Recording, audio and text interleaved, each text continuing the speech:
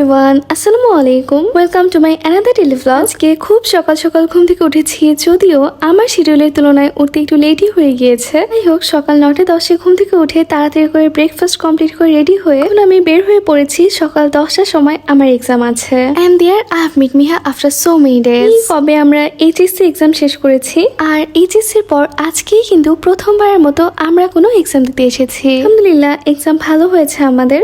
Exam শেষে আমরা কিছুক্ষণ আড্ডা দিলাম, পিকচার্স ক্লিক করেছি, আর এই যে বাসায় যাওয়ার পথে দেখলাম মিহা খুবই বিরক্ত হয়ে কারোর সাথে কথা বলছিল, and I couldn't resist myself but I had to click this video.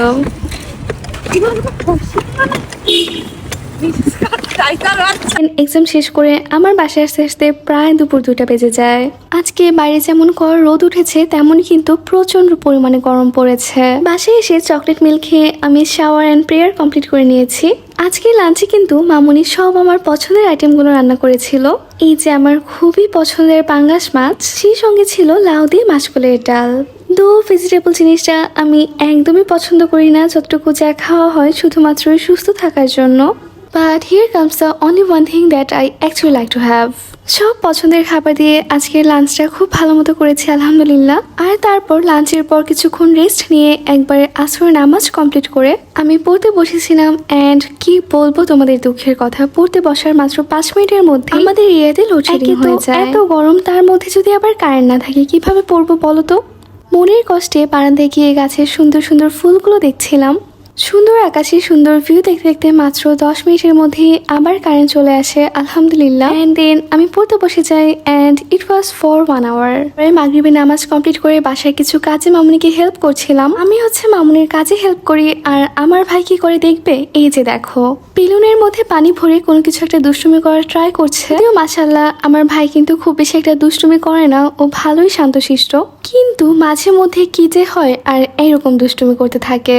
আমাকে বলছিল ইউটিউবে কি সে যেন একটা ভিডিও দেখেছে যে বেলুনের মধ্যে পানি ভরে একটা খেলা খেলতে পারবে। এখন আয়ান সেটাই ট্রাই করছে। আর এইদিকে I am back with my first cup of T of the day.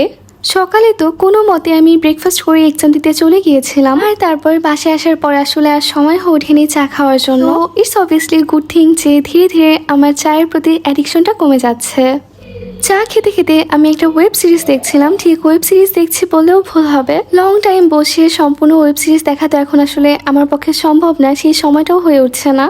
সেই জন্য দেখা যায় মাঝে মধ্যে কোনো ওয়েব সিরিজ আর মুভির এক্সপ্লেনেশন ভিডিওগুলো দেখি, কারণ আমি কিন্তু টিভি দেখতে খুবই পছন্দ করি, বরং মোবাইল দেখার চাইতে আমি টিভি দেখাটাই প্রেফার করি। এই জন্য লং টাইম না হলেও শর্ট টাইমে কিভাবে একটা ওয়েব সিরিজ আর মুভি দেখা যায় সেটার সুযোগ খুঁজতে গিয়ে আমার এক্সপ্লেনেশন দেখা। আজকে একটা তেলুগু ওয়েব সিরিজের এক্সপ্লেনেশন দেখছিলাম, আমার কাছে ওয়েব সিরিজটা বেশ ভালোই বলে মনে হয়েছে। কে আমার মতো টাইম সেভ করার জন্য মুভি কিংবা ওয়েব সিরিজ ফুল না দেখে এইভাবে এক্সপ্লেনেশন দেখতে পছন্দ করো, কিন্তু আমাকে কমেন্ট করে জানাতে ভুলো না।